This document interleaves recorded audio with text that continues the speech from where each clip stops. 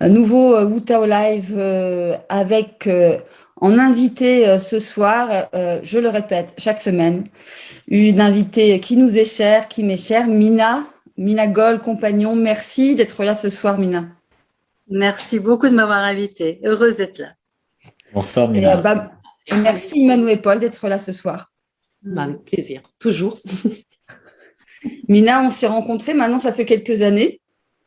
Je crois que la première fois, c'était au salon autour du féminin de Yaël Catrinet. Et c'est Marisa Hortelan, qui m'avait dit j'ai quelqu'un à te présenter, Delphine. Et c'était toi, Mina.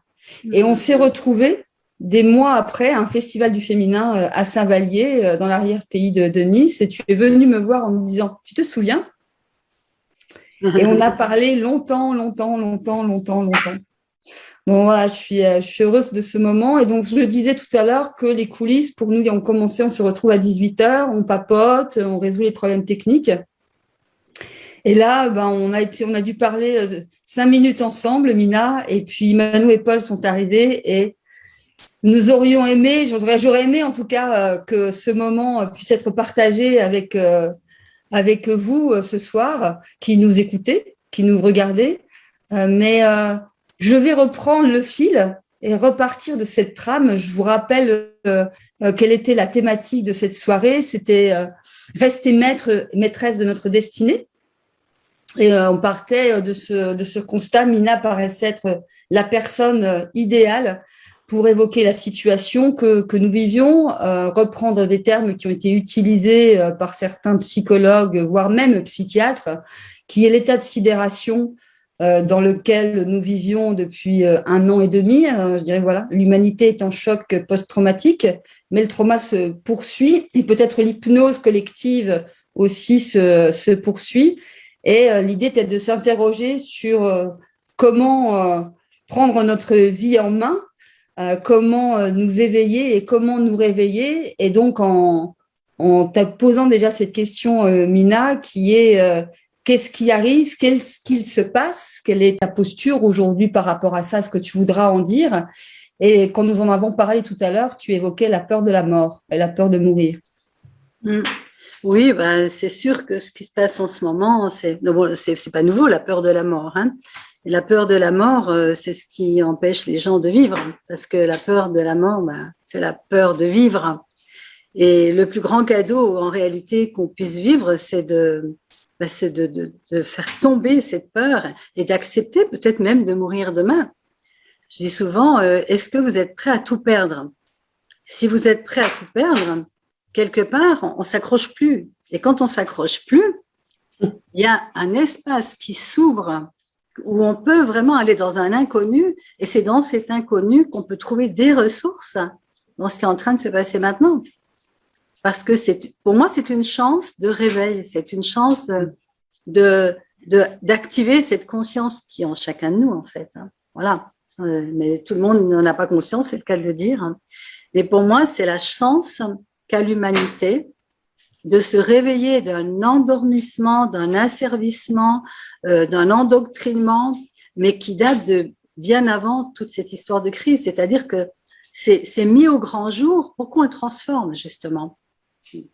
Ça fait très longtemps que les êtres humains vivotent, qui vivent juste pour assurer leur sécurité, travailler, avoir une famille, comme si c'était les choses les plus importantes, parce que ça, c'est de l'endoctrinement. De toute façon, l'endoctrinement, il est partout. L'endoctrinement, il est là, dans la façon dont on imagine comment on doit se soigner. Qui nous a dit qu'il fallait se soigner d'une façon ou d'une autre, par exemple? Ce sont des conditionnements. Est-ce que on a vraiment, à un moment donné, on s'est réveillé en disant, mon corps, qu'est-ce que tu as besoin? Par exemple, par rapport au vaccin, on peut demander au corps. Corps, est-ce que tu veux qu'on te mette cette substance? Est-ce que tu vas te sentir mieux après? Et en fait, les gens vont dire, mais enfin, on parlait à mon corps. Mais oui, parler à son corps tout le temps. Notre corps, il sait. La preuve, c'est qu'il y a un instinct, même chez les animaux, où ils savent quelle herbe manger et quelle herbe ne pas manger. Donc, même nous, on sait ce qui est bon pour nous. eh bien, l'être humain qui est soi-disant en haut de la pyramide du vivant, eh bien, il ne sait absolument plus, il est coupé de cet instinct, de cette intuition, de ce bon sens qu'avaient encore nos grands-parents quand même. Hein. Parce que moi, j'ai connu quand même toute une époque où on allait chercher une plante dans le jardin, on se faisait une diète, enfin, il y avait une connaissance du corps. Donc déjà là, en ce moment, ce qu'on voit, c'est qu'on s'en est remis totalement à la médecine, à nos gouvernements, on s'en est remis à des personnes qui savent mieux que nous, enfin, qu'on suppose savoir mieux que nous, et on perd notre pouvoir. Donc c'est génial en ce moment, parce que si on ne reprend pas notre pouvoir, ben, on est tous cuits. Alors, dans le sens du terme, voilà. Donc, c'est la chance de se réveiller à sa propre connaissance et à donner la main à la conscience, à demander. Hein. Quand je dis conscience, c'est pas un Dieu extérieur, c'est aussi la conscience qui est en moi, qui est autour de moi. Et combien d'entre nous, dans les moments les plus terribles, tout d'un coup, c'est comme si quelque chose s'est imposé, on savait où on devait aller, à gauche ou à droite. Et c'est pour ça que des fois je dis, c'est bien de plus rien avoir à perdre. Quand tu as tout perdu, tu n'as plus rien à perdre. Et tout d'un coup, c'est comme si il y a les murmures de la conscience qui arrivent jusqu'à toi. Et à ce moment-là, tu sais ce qui est bon pour toi, pour ton corps, pour tout, pour ta vie, pour ta joie, prendre du temps pour toi, aller là où c'est joyeux, danser, chanter. Oh, mais on ne peut pas avec tout ce qui se passe dans le monde. Ben justement, avec tout ce qui se passe dans le monde, chantons, dansons, faisons la fête, élevons nos vibrations. Parce que ce qu'on voit en ce moment, c'est des vibrations à ras les pâquerettes, une lourdeur absolument incroyable. Et souvent, je dis souvent, les personnes qui sont sur le point de mourir, finalement, elles s'en fichent, tout ce qui se passe, elles vont mourir, elles sont déjà en train de lâcher. Mais il y a aussi les personnes, par exemple, qui sont en total amour, qui vivent une relation où ils se fondent avec l'autre et tout d'un coup, le mental disparaît. Et quand le mental disparaît, qu'est-ce qui se passe? Eh bien, on se fond dans cette vague de joie, de conscience, de plénitude qui existe au-delà de tout, même toutes les horreurs qu'on peut entendre. Même pendant la guerre, par exemple, les enfants, à un moment donné, qu'est-ce qu'ils font? Ils trouvent quelque chose qui ressemble à un ballon qui commence à jouer. Parce que fondamentalement, à l'intérieur de nous, il y a cette énergie de joie qui est notre nature profonde. Parce que c'est la conscience. Tant que ce n'est pas dénaturé par l'éducation, il faut pas, tu dois, tu devrais pas, attention, on va te punir. Oh, mon Dieu. Et là, on est en pleine, on est en plein schéma, punition, la baguette, attention, si tu fais pas ça, il va t'arriver ça. Eh ben, je m'en fous, moi. OK. Eh ben, si je fais pas ça, eh ben, il m'arrivera ça, je vais faire autre chose, je vais faire du feu dans ma cheminée, crépite, là. Et puis, je vais pas aller au spectacle, mais je vais regarder le spectacle du feu dans la cheminée. Et puis, le lever du soleil. Il faut arrêter de croire, en fait, qu'on a besoin de tous ces trucs qu'on en met à part de la pâture, là. Oh mais mon Dieu, si je fais pas ça, je vais pas pouvoir aller au cinéma. Attendez, j'aimerais bien qu'on me donne des gens qui ont des choses dans le corps parce que c'est une nécessité, qui pensent que c'est bon. La plupart des gens me disent ah oui mais sinon je suis pas libre. Mais c'est quoi ça? Non mais c'est quoi? Vous vous rendez compte jusqu'où on voit? Attention, si tu veux pas ça. Soi-disant pour guérir, soi-disant mais attendez. Je suis pas malade. Réveillez-vous les gens, quoi. Mais il faut se réveiller. On n'est pas fait pour ça. Il va y avoir des maladies il y en a toujours eu depuis la nuit des temps. Il y a des gens qui meurent, il y en a qui vivent. Oui, c'est ça. Dans la nature, il y a la sélection naturelle. Il faut arrêter, on n'est pas immortel, quoi. Enfin bon. Oh là là, je sens que ça m'emballe un peu. Mais non, mais la vie, c'est tellement précieux, c'est maintenant. Là, au moins, je ne sais pas si je vais être vivante demain. Profitez-en, c'est peut-être mon dernier instant. Eh bien, je veux être intense, je veux être vraie. Je ne veux pas faire des belles phrases juste pour mettre du baume sur les cœurs. c'est pas uniquement ça. Je pense qu'on est responsable de notre joie, de notre bonheur, et que même au dernier instant, on peut encore dire merci la vie, merci, c'est beau. Et oui, on peut perdre des gens, mais on dit, mais on va tous perdre des gens. Non, mais attendez, s'il y a bien une chose sur laquelle on ne peut pas y échapper, mais on va tous vivre des deuils. On va tous perdre les gens qu'on aime, et puis un jour, c'est eux qui nous perdront. C'est normal. Pourquoi on veut lutter contre ça? C'est normal. La maladie, il y a des fois, la maladie, elle arrive. Si on suit son corps, il y a des gens qui guérissent, et il y en a beaucoup quand même. Beaucoup de gens guérissent des maladies. Puis, de temps en temps, il y a des gens qui partent, et c'est la loi de la vie. La mort, elle vient nous chercher quand c'est le moment. Et peut-être en glissant sur une peau de banane. C'est bien quelque chose qui nous échappe, c'est ça. Donc, aujourd'hui, je suis vivante et je suis libre. Et je ne veux pas être accroupie, je ne veux pas être à genoux, je ne choisis pas ça. Donc, je veux révéler cette souveraineté qui est en moi. Ce n'est pas une souveraineté d'orgueil et de prétention.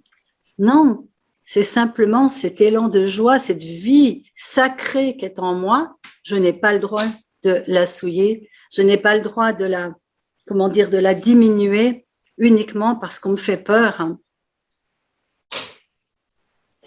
Nous sommes des êtres sacrés et pas que nous, les êtres, tout est sacré, les animaux, la nature. Mais en fait, le problème en ce moment, c'est pas tout ce qui se passe. Il n'y a pas de crise sanitaire.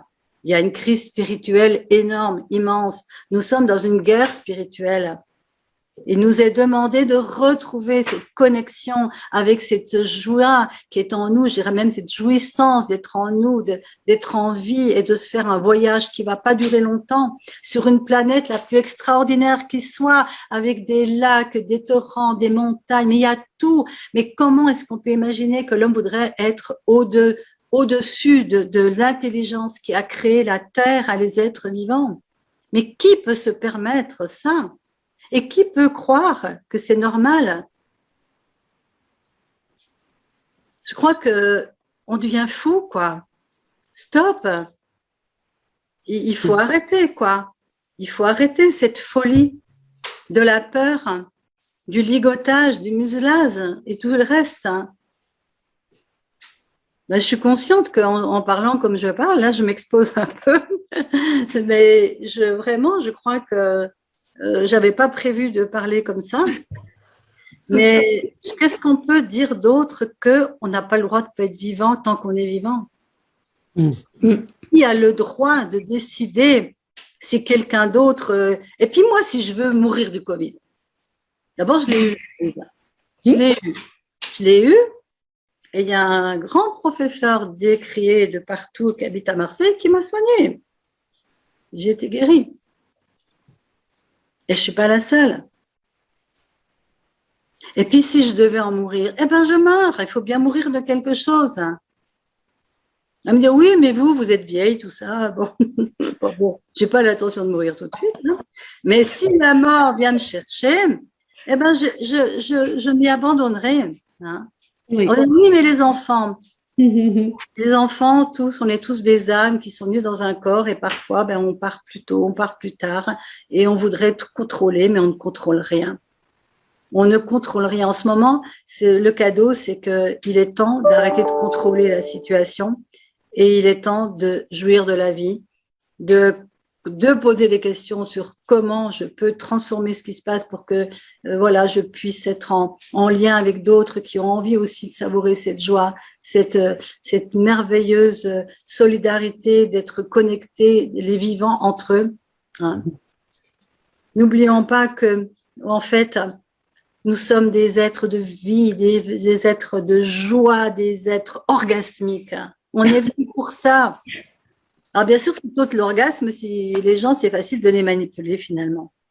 Enfin, je ne parle pas que de l'orgasme sexuel, hein, mais l'orgasme, manger quelque chose qui est merveilleux et puis d'être là et d'être dans la gratitude. Et puis, l'autre chose que je voudrais dire, c'est qu'il y a une chose qu'on oublie et que la physique quantique pourtant nous dit sans arrêt, ce monde, il est vibratoire. Ce monde, il est vibratoire. C'est les vibrations qui créent la forme.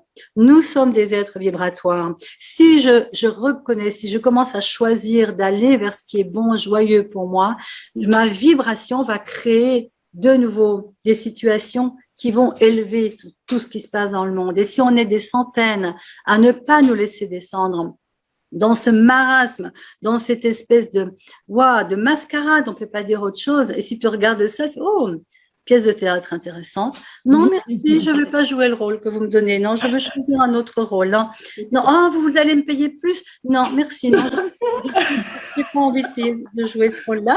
Je préfère auto-chômage un petit peu. Et puis, je vais jouer le rôle dans une nouvelle pièce de théâtre. Et je vais inviter tous ceux qui veulent jouer un rôle nouveau dans une pièce de théâtre différente de me rejoindre. Non pas qu'on va changer l'autre pièce de théâtre, mais que peut-être il y aura de plus en plus de monde dans cette pièce de théâtre-là. Et ça, il n'y a pas de plus grande force que la joie et l'amour. Et je ne parle pas de l'amour conditionnel. Hein.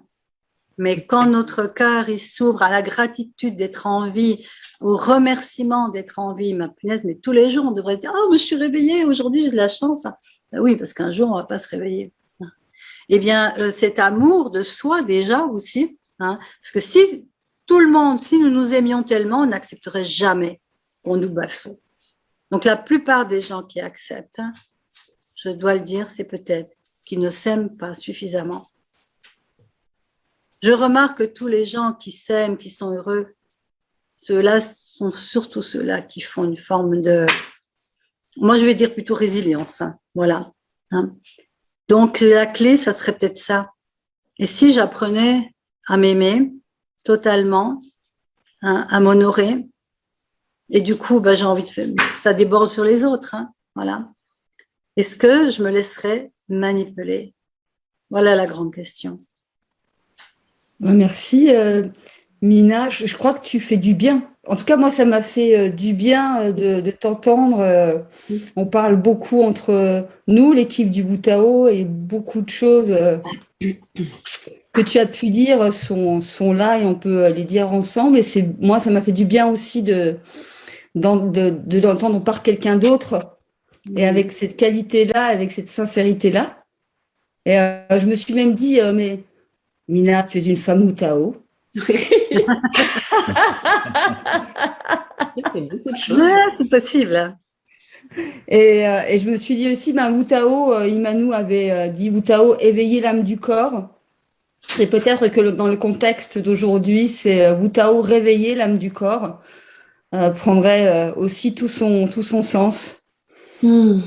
Et du coup, Imanu, Paul, je vous ai vu, Imanu, je t'ai vu sourire.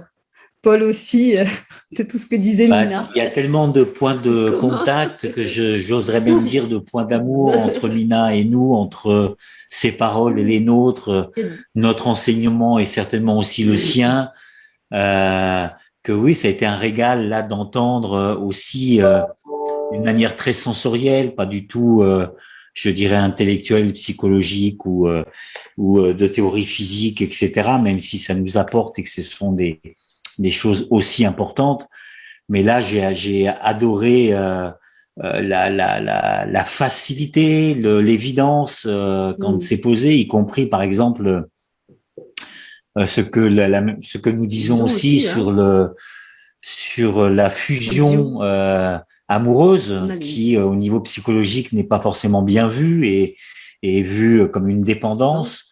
Alors que c'est aussi une expérience mystique où je disparais et où l'autre devient plus important que moi. Et dans des disparitions, j'ai une joie. Qu'est-ce que tu as envie de faire? Mais ce que tu veux, mon amour. Mais qu'est-ce que tu veux? Mais comme tu veux.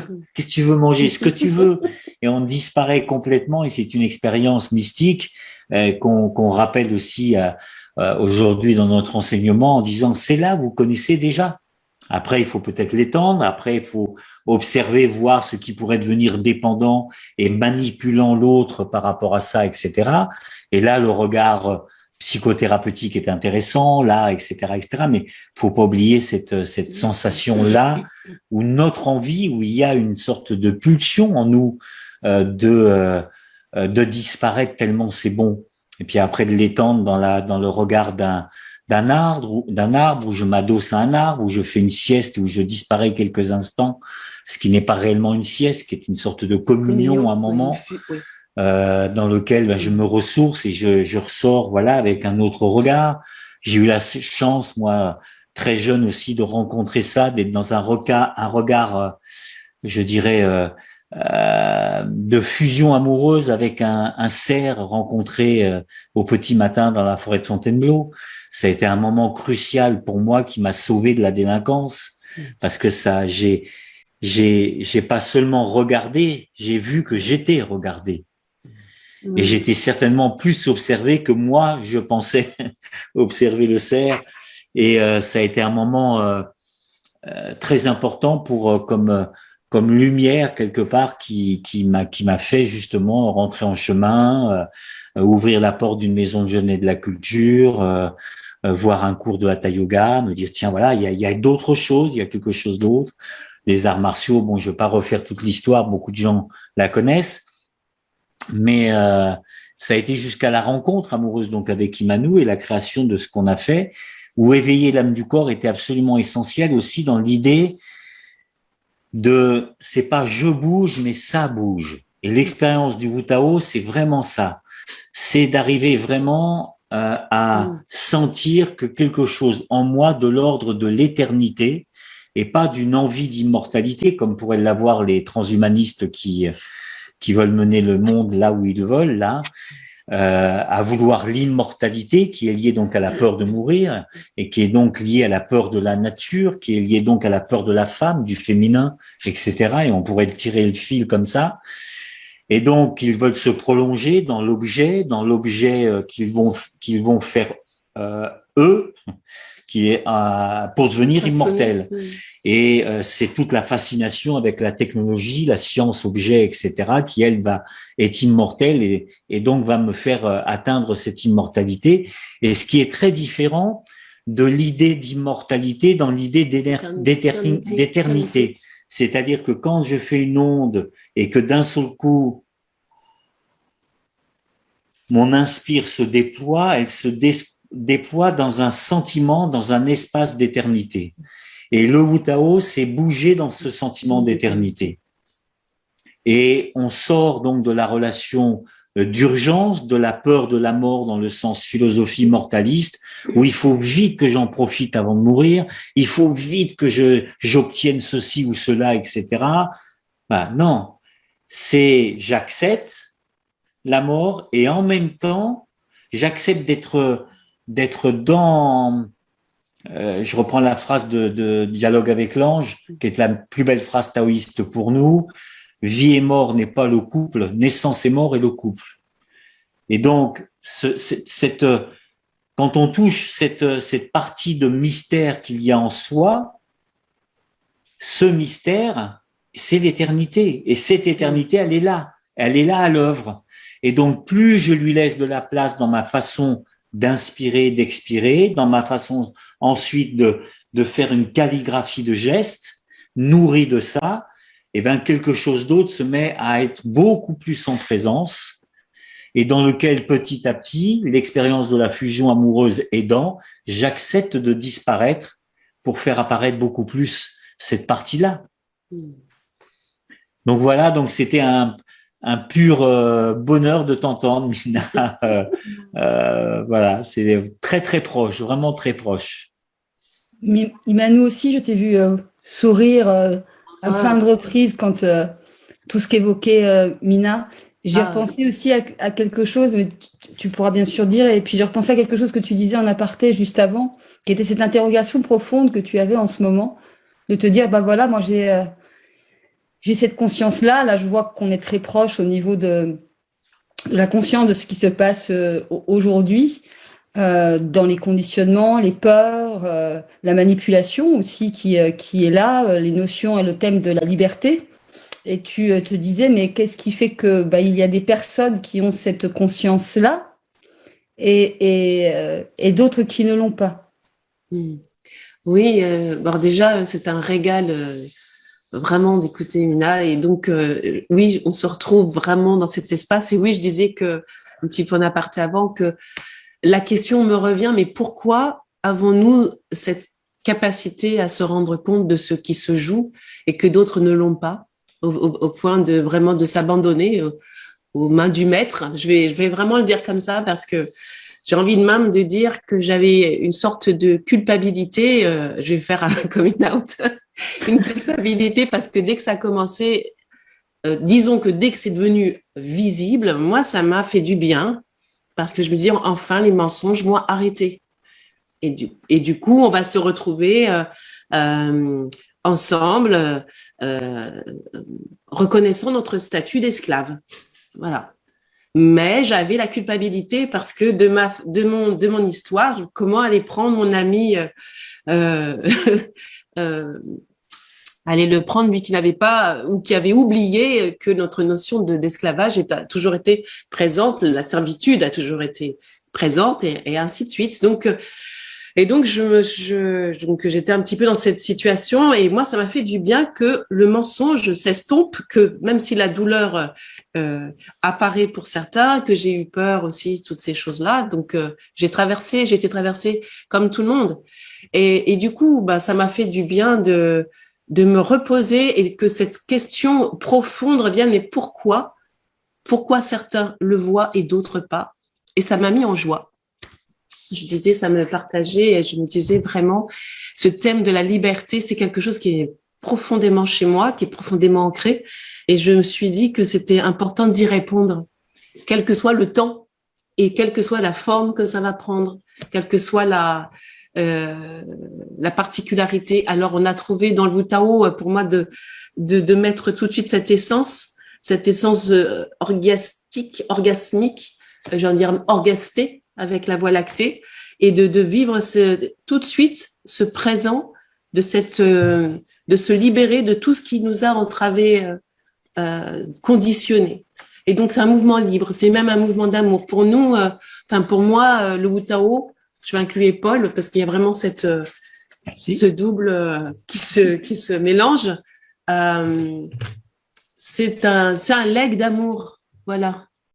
Et c'est sans prétention, c'est que j'ai aimé tout ce que je pouvais faire de mieux. La beauté, partager cet amour, le fait que je sois visible pendant un temps donné, et d'en profiter et de le partager, comme tu disais si bien, chantons, dansons, partageons, aimons. Et voilà. Ou taosons. Partageons cette chose qui nous a été permis de se rendre compte de ça. Voilà. Je m'en sens honorée, mais et je me dis que si nous répondions aussi, je disais que si j'arrivais à trouver la réponse, même si c'était au moment où je changeais d'état et que c'était mon dernier souffle apparent, eh bien, j'en serais très heureuse de le partager avec toutes les personnes pour ce passage. Voilà. Amina, du coup, je fais cette transition où tu évoquais aussi, toujours en aparté, la Polynésie où tu es allée plusieurs fois, enfin souvent.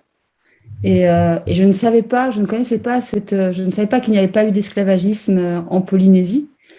Et je te laisse nous partager ce que disent les Polynésiens, la philosophie, la spiritualité polynésienne. C'est sûr que pour être rendu en état d'esclavage, à un moment donné, il faut courber la tête et courber l'échine, parce que on veut pas mourir. Et si justement, c'était la plus grande force, c'est de ne pas avoir peur de mourir et d'accepter la mort. Que peu importe le temps que j'ai à vivre, je vais le vivre dignement en me relevant. Et quelque chose m'a effectivement marqué. Je ne suis pas allée plusieurs fois, je suis allée une fois en Polynésie, mais je suis restée pas mal de temps. Et donc, j'ai été accompagnée par des personnes absolument formidables. Et ils ont quelque chose aussi je n'ai pas abordé, mais c'est la vivance, la joie. Ils arrivaient au stage à l'heure qu'ils voulaient, avec le poisson cru dans le lait de coco. Et puis ça riait, tout ça. Puis quand on avait bien ri, puis quand on avait bien mangé, ben alors là on pouvait commencer le stage. Donc il y a ce côté déjà, mais de joie, qui m'a vraiment énormément impressionnée. Mais donc en parlant avec eux, déjà ils ont parlé du mana, enfin, cette énergie qui est l'énergie. aussi. Voilà, une énergie sacrée, puissante, auquel ils sont très très reliés. Hein. Et à un moment donné, une de mes accompagnatrices me disait, même en Polynésie, il n'y a jamais eu d'esclavage parce que les gens, ils ont dit, ou on est libre ou on meurt. C'est-à-dire qu'ils n'ont pas eu peur de mourir. Et en fait, personne n'a été esclave. Et ça m'a tellement marqué, ça. Parce que j'ai envie de dire que dans la vie de tous les jours, on vit ça tout le temps, d'être esclave de l'autre, ne serait-ce que dans les couples ou en famille. Et c'est beaucoup plus fréquent qu'on imagine. Je disais tout à l'heure d'ailleurs que je pense qu'il y a une habitude, une accoutumance à subir et à courber les chines, à se sacrifier, etc. C'est pas naturel, ça. D'où on tient ça, qu'on devrait vivre comme ça. C'est pas naturel du tout. Moi, je prône, je revendique la liberté. La liberté dans ma dignité, dans l'amour de moi-même, dans l'atteinte. Je ne veux pas qu'on m'atteigne, et je l'ai vécu en couple aussi. Mon premier couple, je dois dire, j'ai tout perdu pour garder ma liberté, pour rester intacte, pour ne pas être domptée, pour ne pas être… voilà, alors évidemment, c'était au prix de quelque chose de très dangereux, de tout perdre.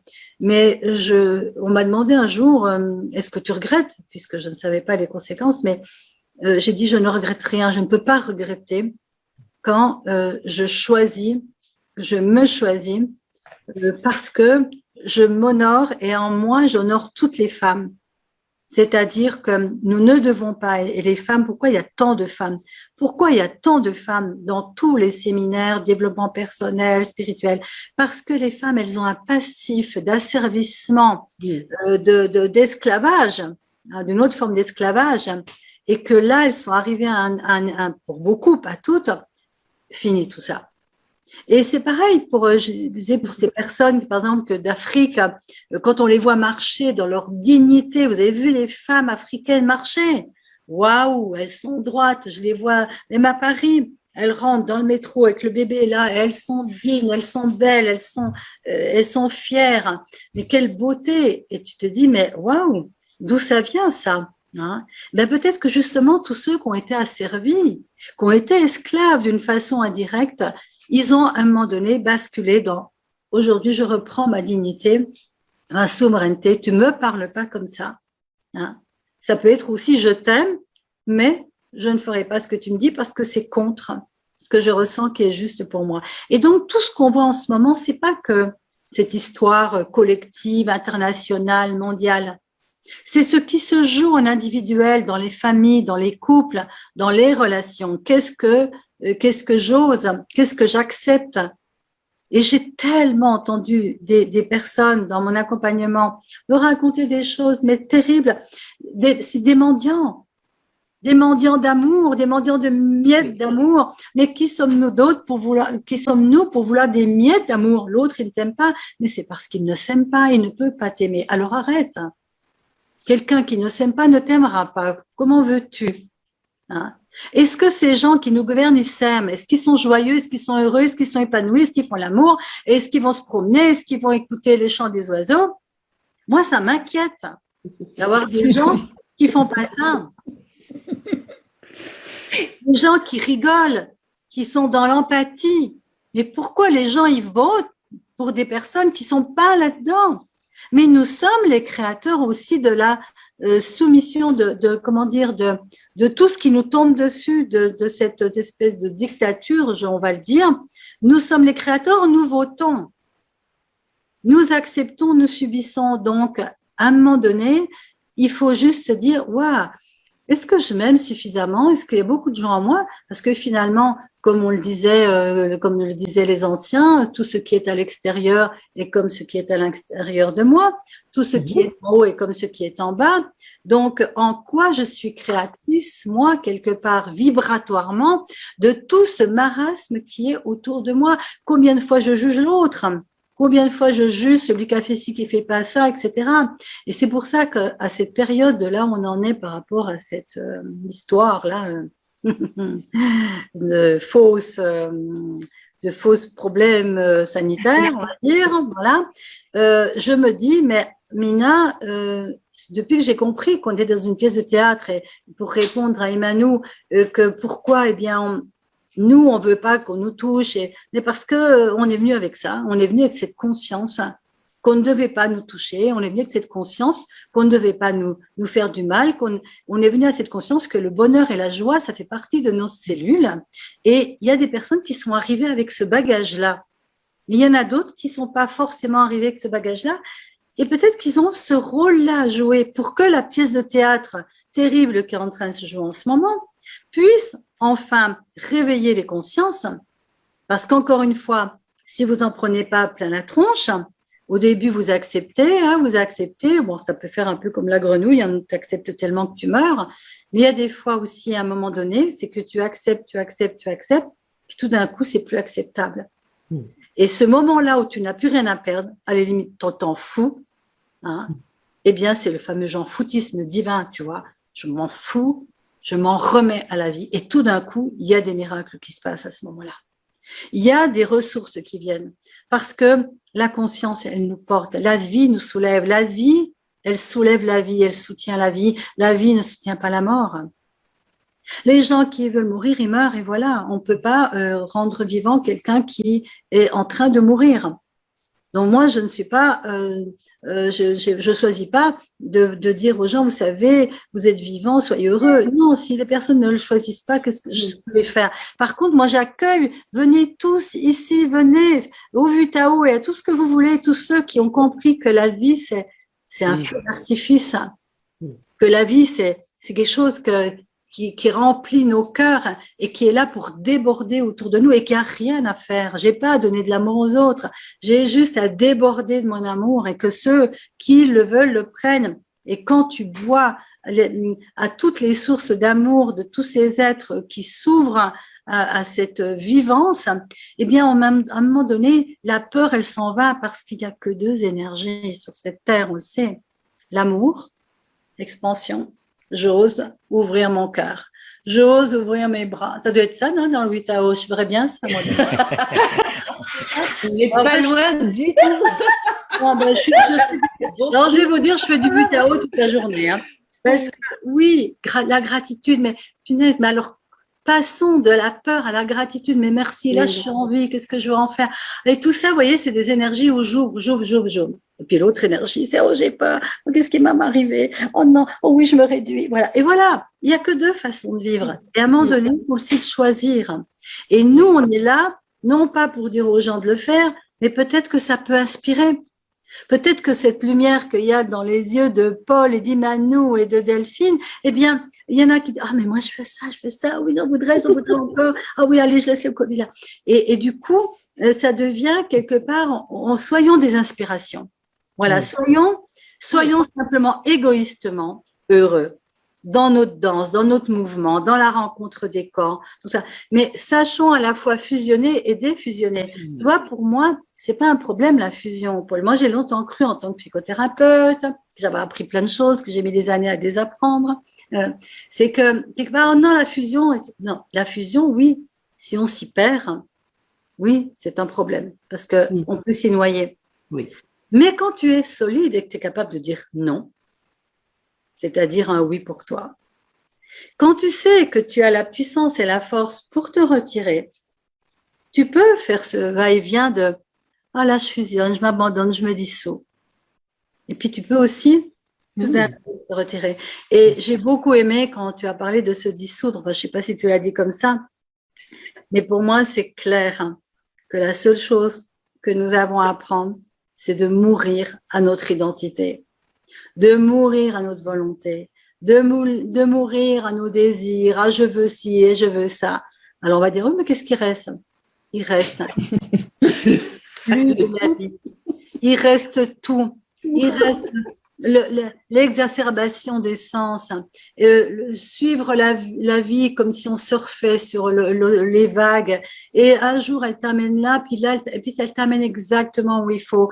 Donc cette espèce d'addiction que tout le monde a, il faut qu'on choisisse, mais choisisse avec la tête notre vie, ça c'est du mental. Moi je choisis rien, je dis oui quand la vie elle vient m'emmener quelque part. Donc oui, c'est quand même important d'avoir un plan de carrière. Une stratégie. De stratégie. Moi, j'appelle ça un cercueil, tu vois. Ouais. Voilà. Un cercueil de carrière. Ben oui, c'est un cercueil. Et donc. Et ça, c'est pas pour les poules de conscience. Alors justement, je vais en parler de mes poules parce que la nature, elle nous apprend tout. Moi, je voudrais dire une chose, c'est que les animaux, la nature, elle me montre que je n'ai rien à faire parce que tout existe déjà et tout est déjà en mouvement. Et je disais tout à l'heure que j'ai 2 poules, grand événement de ma vie, qui me font des œufs tous les jours, mais rien que ça, je dis mais c'est incroyable quoi. Enfin, elles me les font pas, je leur vole quelque part. Hein. Mais oui, non, mais c'est vrai, elles font pas les œufs pour moi, normalement.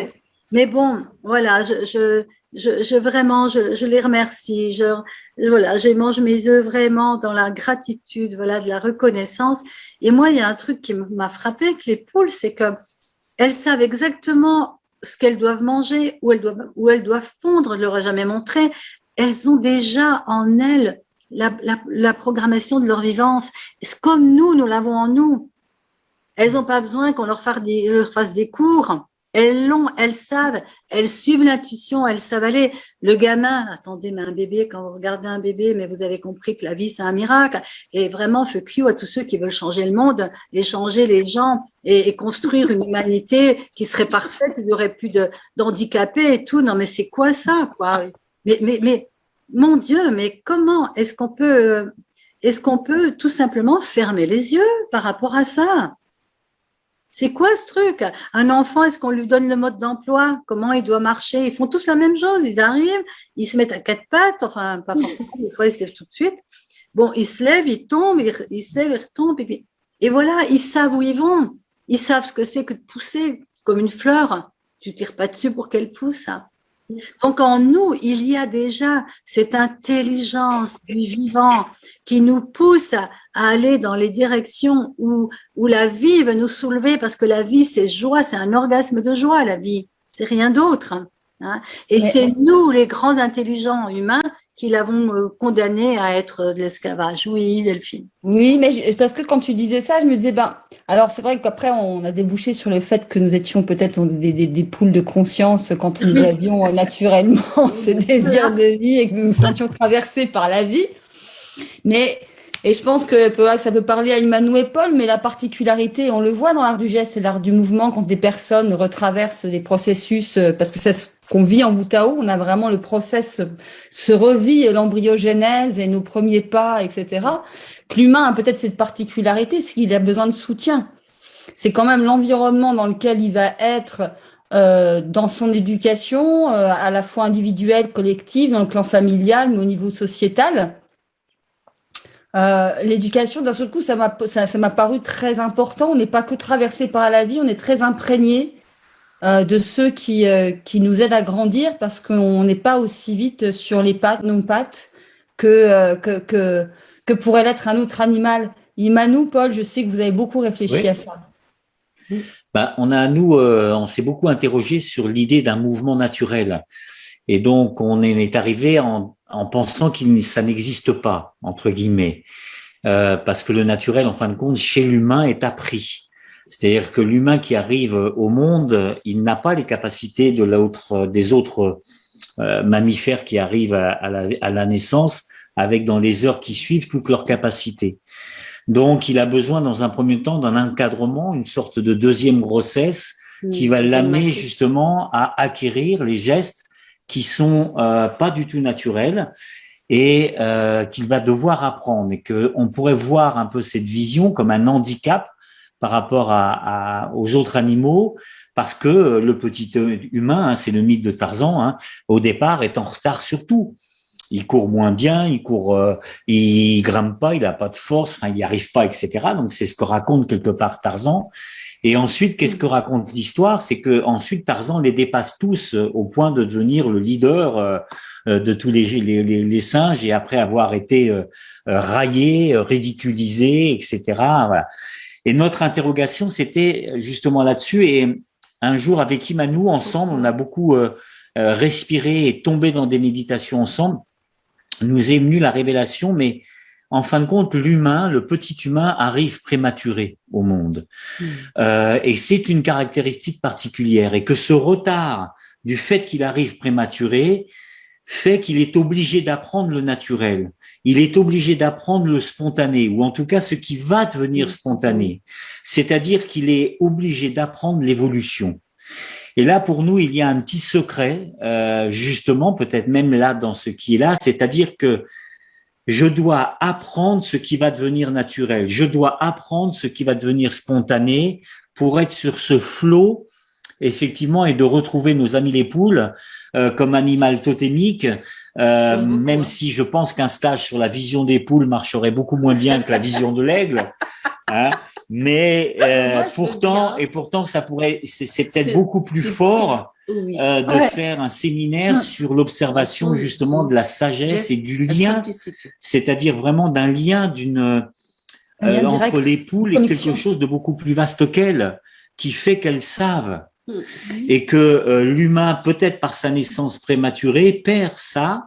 Par l'éducation, il se retrouve, c'est un terme que j'utilise, que j'aime bien par provocation, mais par intérêt pédagogique, où je dis que l'humain a fini par être enculturé, et enculturé par une éducation de domination, c'est des choses qui ressortent, l'adultisme, où d'autres pensent pour nous, pensent ce qui est bien pour nous, et ce qui fait qu'aujourd'hui, on n'arrive même pas à sortir et à penser que l'autre au-dessus, donc nos gouvernants aujourd'hui, pense mal pour nous.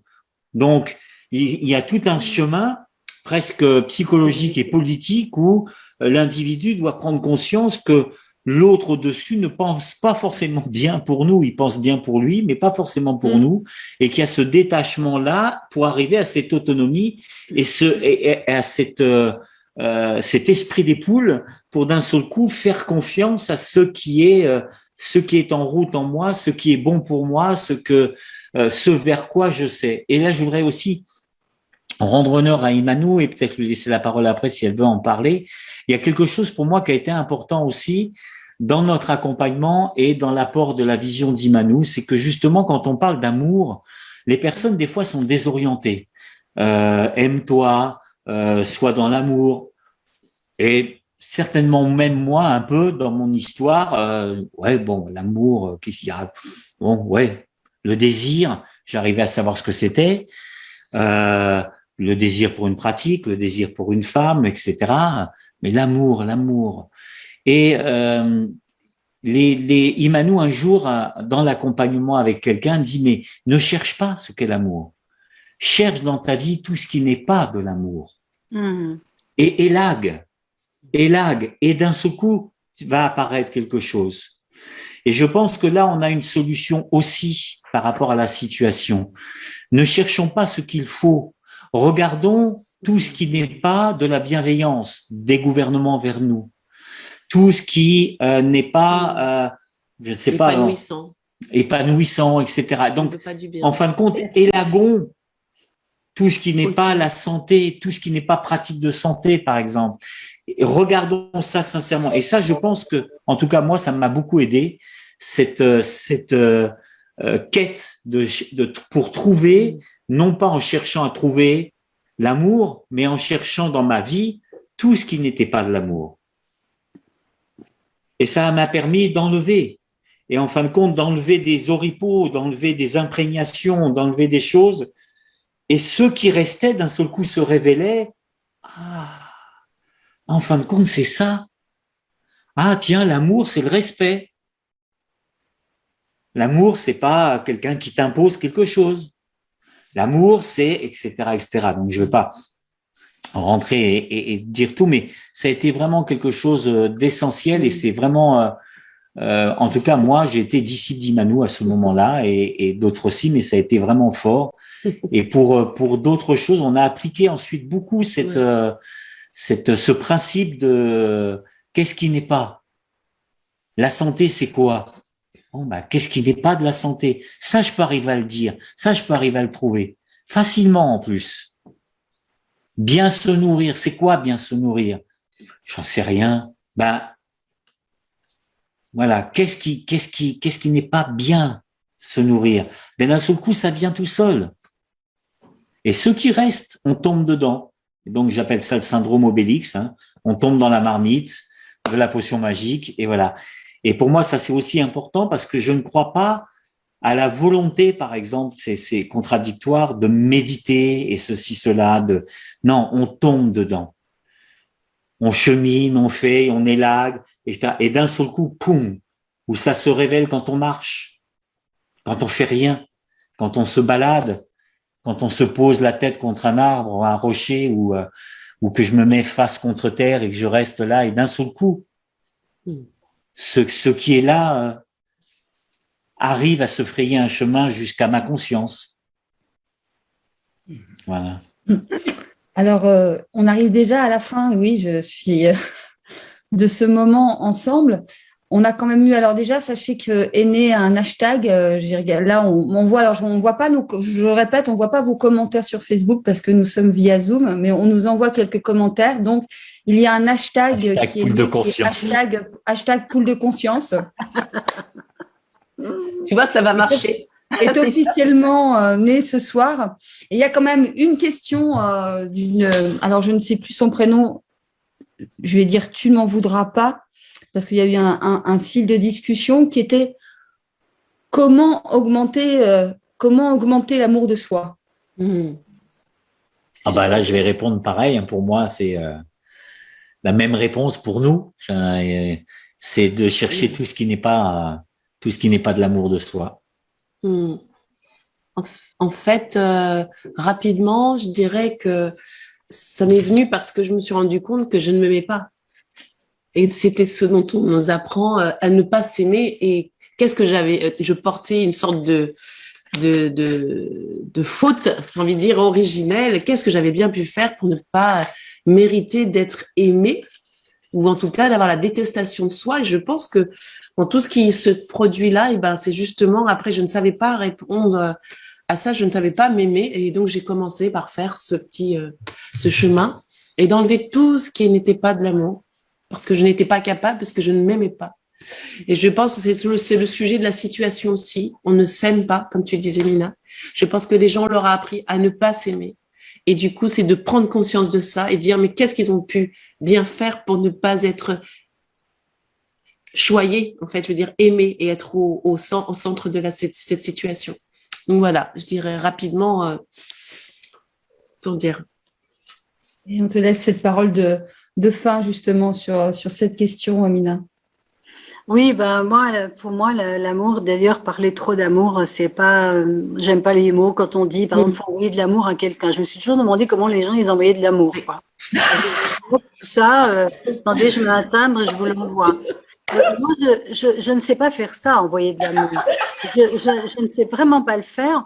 Je sais juste tout d'un coup nourrir ma joie, ma vivance, accepter aussi que des fois je suis pas amour, que faire tomber tous les trucs que j'ai reçus, les jugements. J'ai l'impression que quand j'ai commencé à ôter tous les jugements qu'il y avait sur moi, et je dis pas que c'est fini, tout d'un coup, c'était justement derrière les jugements, il n'y a plus que ça, l'amour et la joie. Et vous voyez, de vous le dire, ça me fait monter quelque chose. Oui. En fait, il n'y a pas à chercher l'amour. Nous ne sommes que ça. Nous sommes la conscience. La conscience, qu'est-ce que c'est que la conscience? Ça peut rien être d'autre. que ce moment de plénitude quand on est justement, quand il n'y a plus le mental, parce que c'est le mental qui nourrit les jugements. Et quand il n'y a plus de mental, quand on s'abandonne dans l'extase, quand on s'abandonne dans la nature, qu'est-ce qui se passe? Il y a une expansion. On est dans une expansion et cette expansion, elle inclut tout. Il n'y a plus de séparation. On est dans la communion. En fait, ce dont on parle, c'est de communion. Oui. Parce que quand il n'y a plus la séparation, l'autre il est comme ci, toi tu es comme ça, je suis comme ci, etc. Eh bien, il n'y a plus rien que nous. Et j'ai jamais compris quand j'étais gamine, ah oui, mais nous sommes un. Je dis, mais qu'est-ce que c'est que cette histoire? J'ai jamais compris. Mais un jour, je l'ai vécu. Oui. J'ai su ce que c'était que d'englober tout. Et puis même, ça a tellement pas d'importance ce qui est en train de se passer, même sur la planète. Ce qui compte, c'est vivre cette expansion, de pas se laisser embarquer, de se laisser rétrécir dans cette matière, dans toute cette identité. Vous comprenez? C'est juste quand tu t'expanses, quand tu t'enlaces l'autre, mais que tu n'enlaces pas que l'autre. Parce que l'amour, pour moi, c'est pas aimer un être, c'est d'aimer tout simplement. C'est que tu sais pas ne pas aimer, quoi. Et donc, bien sûr qu'il y a des moments, l'identité va revenir, et puis, ouais, t'as vu ceci, c'est là, ben voilà. C'est quoi? C'est le jugement. Et quand j'ai commencé à éplucher mes jugements, et tu dis, ôter les oripeaux, ben c'est ça. Moi, j'ai commencé à ôter l'oripeau de mauvaise femme, mauvaise mère, et ceci. Eh ben, oui, ok, je suis une mauvaise femme. Oui, je suis une mauvaise mère. Oh, ça fait du bien d'accepter. Oui. Je trouve qu'il n'y a rien de tel que dire, oui, je ne suis pas la femme idéale, je ne suis pas une bonne société. Ah, tout d'un coup, tu es détendu et tu n'as plus rien à prouver, il y a tout qui tombe puisque tu n'as plus rien à prouver, tu n'es pas parfait. Et derrière, il n'y a plus qu'un soleil. C'est-à-dire que les nuages, c'est les nuages en fait qui viennent nous solidifier, nous faire croire que nous sommes des petites choses. Oui, dans notre mental, dans notre identité, une petite chose, bah oui, ça va retourner à la terre un jour. Mais nous ne sommes pas ce qui ne meurt jamais, ce qui était avant, ce qui sera après. C'est immense, c'est grandiose. C'est ce qui fait qu'on est tous pareils. Et merci à la vie de m'avoir permis de découvrir ça, parce que vous avez devant vous une ancienne cartésienne pure et dure. Et justement, il a fallu que je me casse en petits morceaux par terre aussi, pour pouvoir aller au-delà de ce plateau de verre là qui m'entourait. Donc c'est pas grave si les gens ils souffrent, je suis désolée de le dire. C'est pas grave s'il y a de la mort, c'est pas grave, parce que peut-être que dans cette dissolution, on va enfin contacter ceux qui ne meurent jamais justement, et qui a juste de la joie d'embarquer un corps, d'emprunter un corps pour faire des expériences, des 5 sens, tout ça, de toucher, d'aimer. Voilà. C'est ça la vie. Enfin, je me semble. En tout cas, c'est ça. Oui. Merci Mina. Merci à vous trois. Je me suis. Cette mosaïque de rendez-vous le mardi soir grâce aux personnes, eh ben, je vis comme un acte d'amour, d'être là ce soir, Mina, de ta part, un acte de confiance. Et voilà, j'ai le sentiment, mardi après mardi, on a eu plusieurs hommes de suite le mardi soir. Et avec Philippe Guillemont, Laurent Huguili et Philippe Bobola. Et tu arrives là, Mina. Il y a eu Isa aussi qui était là la semaine dernière, qui a commencé la série avec la contemplation et les femmes sont revenues, et avec Isabelle Martinez. Et là, voilà, j'ai l'impression d'être nourrie d'une. Je prenais l'image de la toile, mais que ça se tisse, que chaque mardi, une histoire se tisse entre les êtres, entre les âmes. J'ai la diagonale aussi. Et voilà, et je me sens très nourrie. Oui, Mina. Oui, je voudrais dire que j'ai l'impression d'avoir vraiment trouvé une famille en vous écoutant. C'est vraiment incroyable, je dis jamais ça. J'aime pas tout ça cucu. Oui. Non, mais c'est vrai. Mais on a vraiment beaucoup de choses en commun, Mina. Nous, on préfère le terme tribu. J'ai l'impression que j'ai retrouvé, oui, d'accord, mais une tribu, voilà, un frère, deux sœurs, et puis je trouve ça drôle, et puis c'est joyeux, et puis c'est vivant, et puis on peut dire les choses comme elles sont, puis en fait, c'est la joie qu'elle a, la vivance, mais ça devrait être comme ça, une famille, quoi. Ah oui. Hein? Alors moi, j'adopte. Adopté. Ben, En écoute, tout cas, moi, je vais aussi. Tu m'as fait repenser, Mina, et j'ai retrouvé aussi ce que je voyais chez ma fille enfant, chez notre fille enfant, Soliane. Et je me permets de le dire parce que peut-être qu'un jour elle écoutera et qu'elle entendra ça. Ce que Soliane m'a enseigné dans sa venue au monde c'est que j'ai vu que la vie était enthousiaste. Oui. C'est-à-dire qu'il y a deux polarités de dynamique de mouvement. Alors donc ça, c'est ma spécialité qui fait que je peux pas m'empêcher de voir ça. J'ai vu chez Soliane que les deux dynamiques, c'était pour et avec. C'est-à-dire que dans toute une période de sa vie, au début de sa vie, elle ne voulait dans la vie, dès qu'elle ouvrait les yeux, n'être que avec et pour. Et j'ai vraiment vu la vie enthousiaste à travers ce petit être. La vie enthousiaste à me regarder, à venir, à se déplacer, à être là. Voilà, et j'ai retrouvé aussi ça là avec toi, Nina. Oui. Voilà, cette vivance, comme tu l'appelles, je crois que c'est ça que tu soulignes par ce terme-là. Cette vivance est là et elle est enthousiaste. Elle a envie d'être avec l'autre, envie d'être pour l'autre, envie de célébrer et que tout le reste n'est peut-être pas de la vie. Ouais. Je vais dire ça aussi. Et il y a quelque chose moi, j'ai beaucoup aimé et retrouvé, c'est cette force et de mettre devant quelque chose qu'on n'ose pas mettre, c'est-à-dire, s'il y a la souffrance, les personnes sont là aussi pour cheminer et nous permettre aussi de cheminer. Et j'adore cette vision parce que c'est quelque chose que j'ai aussi, mais que je partage pas forcément. Et donc, je me retrouve là et Delphes sourit. Et voilà. Et puis, je me permets, Delphes, c'est des petites choses qu'on faisait souvent. Alors, tu es prête à mourir? Toujours. Parce que c'est le bon moment et un beau jour. Et puis, il y a une autre chose que tu as dite je voudrais finir là-dessus, qui m'a vraiment touchée et fait comprendre dans l'instant, c'est perdre notre identité. Et s'ils sont venus nous faire perdre notre identité, je suis prête. Je les en remercie. Au lieu d'avoir peur, merci, Nina, de me donner cette lumière-là. Voilà, j'adore. Je suis heureuse. Mais des frissons. Je suis heureuse. Moi aussi. Perdre notre identité. Je m'en fous. À la rencontre des âmes, à la communion des âmes conscientes et éclairées, aimantes. Merci pour ce moment et que j'ai ressenti comme une douce caresse, oui.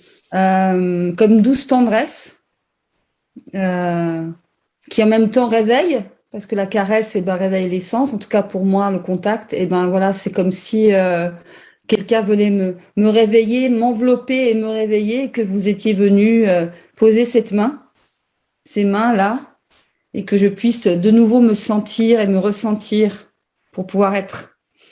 Voilà. Donc, je vous remercie beaucoup.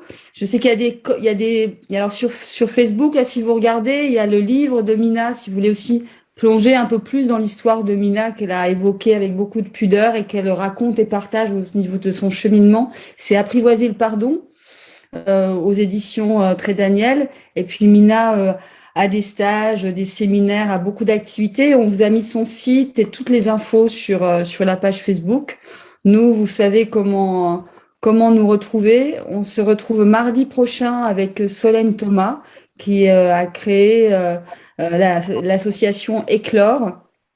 Donc encore voilà, un autre mouvement, une autre dynamique qui sera là et toujours cette toile qui se tisse et ces passerelles qui se font. Merci beaucoup à vous, je suis très touchée. Je vous aime, je vous embrasse À vous toutes et tous Merci qui êtes aussi là, à toi, les Delphine. fidèles qui sont là à chaque fois. Et puis, vous savez, diffusez ces lives, vous avez été touchés, diffusez, faites-le rayonner. Et puis que toutes ces alliances qui se créent aujourd'hui dans le monde se résonnent et se réveillent. Merci beaucoup. Très, très douce soirée à tout le monde.